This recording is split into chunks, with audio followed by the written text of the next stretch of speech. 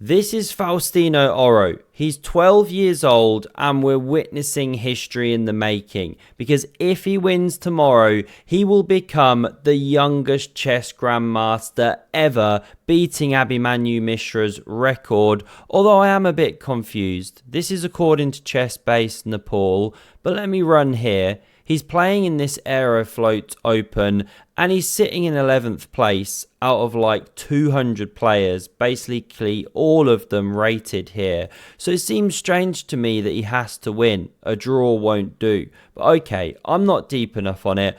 I just want to show you his round 7 game and then his round 8 game. They're both things of beauty here from a 12-year-old, the Lionel Messi of chess, as they're calling him, because he's from Argentina. He's got black in this game. He's playing against the top lad, Pradeep. Apparently unrated, but 23-34, which is ridiculous. I guess just a very strong player that never got his title. Queen's Gambit declined. Super solid here from Fausti. Let's crack on. We're going at a good pace today just to enjoy the key moments here, and nothing too much happens in this game. It's solid stuff. The bishops exchanged, the knights maneuvering, another pair of bishops going into the blender soon. We will soon see tons of pony maneuvering first. Many grandmasters practice with their hobby horses for tournaments like this. The pawns controlling the jumps. I mean, it's a very boring game, but watch what Fausti drums up here.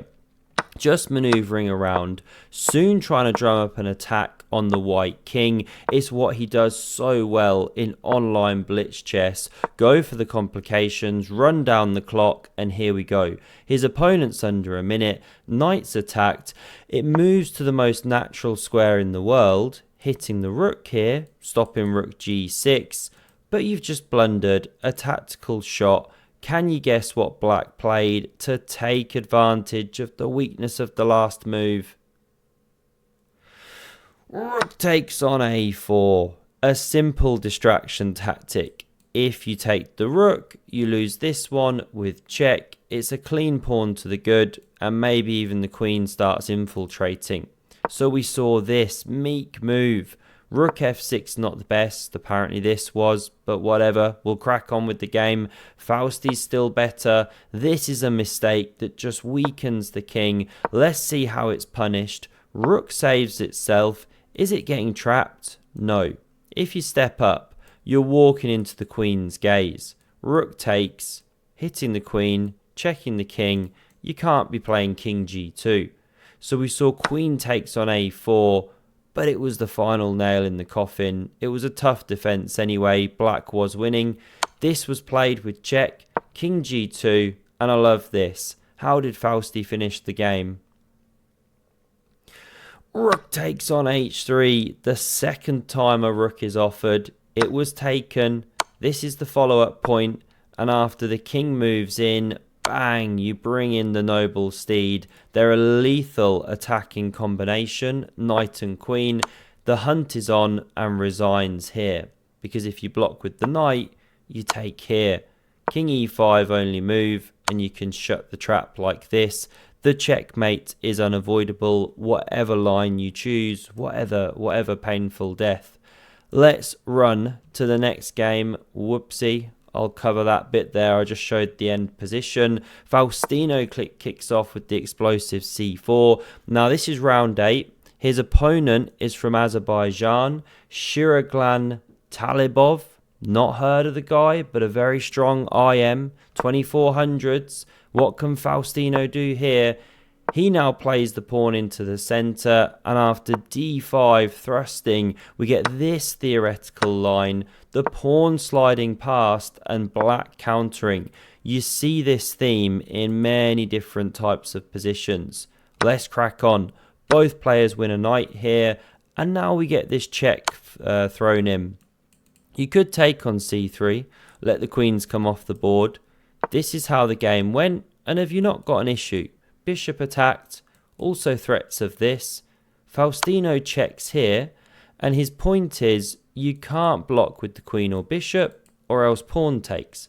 So bishop to e6, and now this one nudges back. Double whammies this guy. This is the idea. And yes, you can take with check. I know you're asking, but you do give white this very powerful initiative now. Don't take here, rook g1. You're asking for trouble down here. So this is how the game would likely proceed if you go for this line of trying to win the pawn on d2. And long story short, white just has this nagging initiative, bishop pair, raking across the board. Okay, not quite like that, but it's good compensation for a pawn. Let's run back. We didn't see it played. Queen takes instead.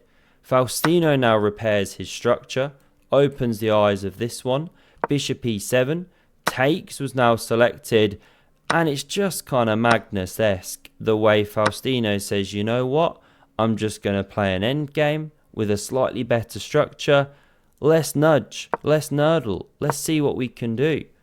King e2, you don't need to castle when the queens are off the board. We're in an endgame. This bishop bounces round, both players getting their bits out, one of those knight jumps covered.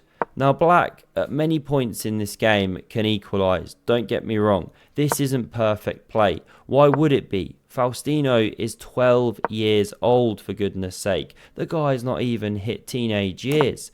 This is how the game proceeded, and Faustino's like, fine, if you're gonna let me set up for the next game, I'm gonna do it. Keep this one here. Your knight's not actually that stable. Can get kicked. Maybe a3 first. So this one was played.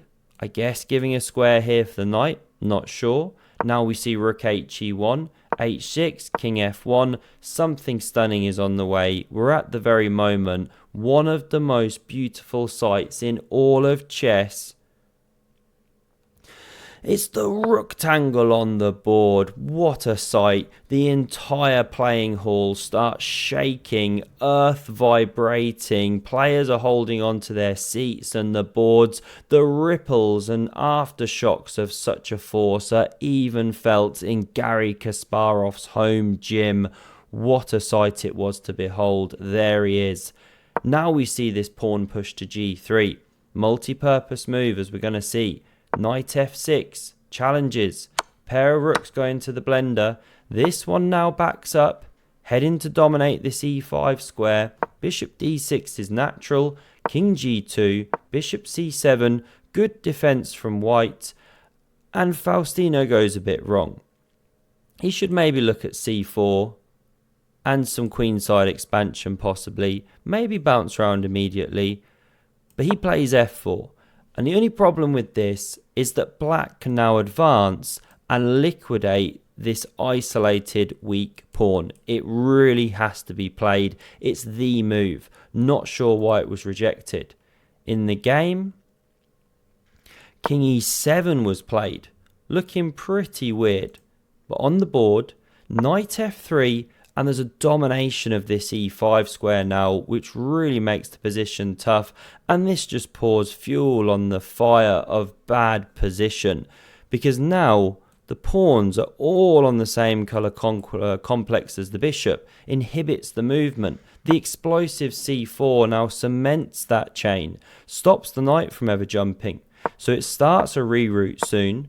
Headed perhaps for the d4 square, but Fausti's got it under control. Even when the knight hits here, even when 3 black pieces are on the square, is still well enough covered. So we see this bishop now dominate the knight. Bishop d6, kind of thrashing away. Meanwhile, Faustino's gaining space. Again, it's not perfect play, but it's very good for such a youngster. Bishop f6 now could potentially start to move the game towards equalization, but it's still not quite there, but it's not played. A poor move. Bishop f8. And you can see the rise of the bar now because it's one waiting move too many. Faustino now gains space and he's ripping open these light squares. Watch this. First we get the bishop bounce to g7. Takes with check. King recaptures, and this is the tactical issue with playing in such a manner. You know, back here when h5 was played, taking better, but still problematic. This is the game. King steps back and check. And the big problem is the king is overloaded. If you take, this bishop drops. we run back a move. If you take here, well, there's still problems in this kind of variation. How does the line go? Takes, rook g1.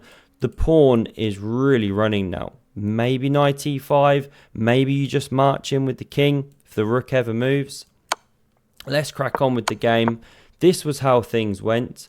This isn't the most precise move, but they're both low on time, but it's a very difficult defense. This is apparently the only move to fight, but rook d6, second top choice played, defends this knight, but now we see takes. Bishop takes, rook c1. It's incredible awareness of the tactics from Faustino. He's fully in control, gobbling up the queen side now. This is how things proceeded here. And after the rook threatens to check, we don't yet see take. You know, this would be a problem. So the king steps in. And you can't play rook g6 or knight e7. Check would be on the board. So h5 desperately goes for the counterplay. This pawn is now munched. And although this h-pawn does give counterplay, it is just way too slow. There goes the a-pawn running down the board. Don't let that one drop with check. Knight pressured, backing up to d5. Bishop saves itself, but now the king steps back in. No more pressure on this pawn on b3. The a-pawn's free to run. It's so much faster. Look at this for a tactical finish. Bang! Faustino chops on g5 here. Away runs the a-pawn. Both players are going to queen, or are they? Here we see resigns, because if you step up to say g7, then you can check and spin around and pick up this pawn. If you step to say h7, then there's sneaky tactics like this. If you queen, there's knight f6 check and picking up the queen next move. So just none of it works. You can always stop the pawn, always attack the king, always win a new pawn, run these pawns. Checkmate is very soon on the way. Resignation wasn't premature. Fausti wins in round 7, in round 8, and he's on the verge of becoming the youngest grandmaster ever. Hope you enjoyed this one. Smash subscribe if you did, and have a look at the video on screen if you want some more epic chess. Cheers.